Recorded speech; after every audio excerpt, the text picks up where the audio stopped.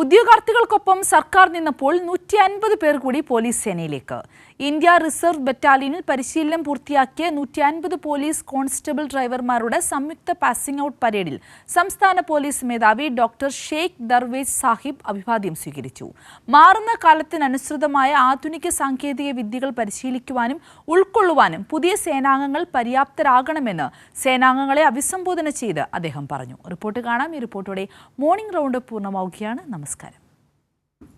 Police constable driver rank ലിസ്റ്റിൽ ഇടം നേടിയ ഉദ്യോഗാർത്ഥികളുടെ ആവശ്യമായിരുന്നു ഒഴിവിന് ആനുപാതികമായി തസ്തിക നിർമ്മിച്ച് നിയമനം നടത്തണമെന്നത്. ഉദ്യോഗാർത്ഥികളുടെ ആവശ്യം ന്യായമെന്ന് മനസ്സിലാക്കിയ സർക്കാർ 190 പോസ്റ്റുകളാണ് പുതിയതായി രൂപീകരിച്ചത്. അതിന്റെ ചുവടുപറ്റിയാണ് 150 പേർ പോലീസ് സേനയുടെ ഭാഗമാവുന്നത്.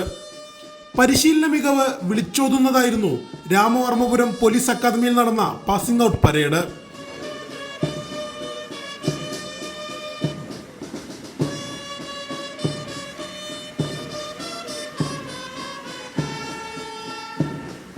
തൃശൂർ IRB പരേഡ് ഗ്രൗണ്ടിൽ നടന്ന ചടങ്ങിൽ മലപ്പുറം MSB ബറ്റാലിയനിൽ നിന്ന് 21 പേരും, SAP ബറ്റാലിയനിൽ നിന്ന് 43 പേരും, KAP 1, 2, 3, 4, 5 ബറ്റാലിയനുകളിൽ നിന്ന് യഥാക്രമം 14, 12, 32, 15, 13 സേനാംഗങ്ങളുമാണ് സംയുക്ത പരേഡിൽ അണിനിരുന്നത്.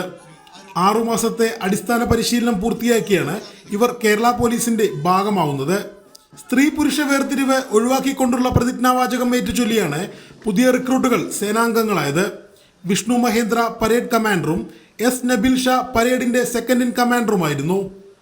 മാറുന്ന കാലത്തിനനുസരിച്ച് ആധുനിക സാങ്കേതിക വിദ്യകൾ പരിശീലിക്കാനും ഉൾക്കൊള്ളാനും പുതിയ സേനാംഗങ്ങൾ പര്യാപ്തമാകണമെന്ന് സേനാംഗങ്ങളെ അഭിസംബോധന ചെയ്ത് DGP ഷെയ്ഖ് ദർവേഷ് സാഹിബ് പറഞ്ഞു.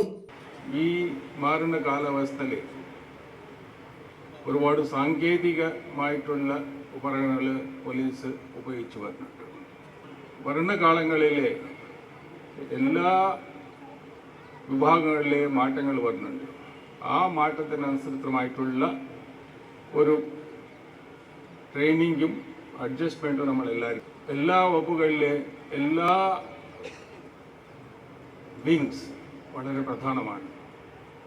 വിദ്യാസമ്പന്നരായ ഒരു കൂട്ടം യുവാക്കളെയാണ് ഈ പരിശീലനത്തിന് ശേഷം പൊതുജന സേവനത്തിനായി സേനയ്ക്ക് ലഭിക്കുന്നത്. പരിശീലനം നേടിയവരിൽ MTech യോഗ്യതയുള്ള 2 പേരും, ബിരുദാനന്തര ബിരുദം യോഗ്യതയുള്ള 7 പേരും, BTech യോഗ്യതയുള്ള 15 പേരും, B.Ed ഉള്ള 2 പേരും, 53 ബിരുദധാരികളും 16 ഡിപ്ലോമക്കാരും 15 ITIക്കാരും ഉൾപ്പെടും. കൈരളി ന്യൂസ്, തൃശൂർ.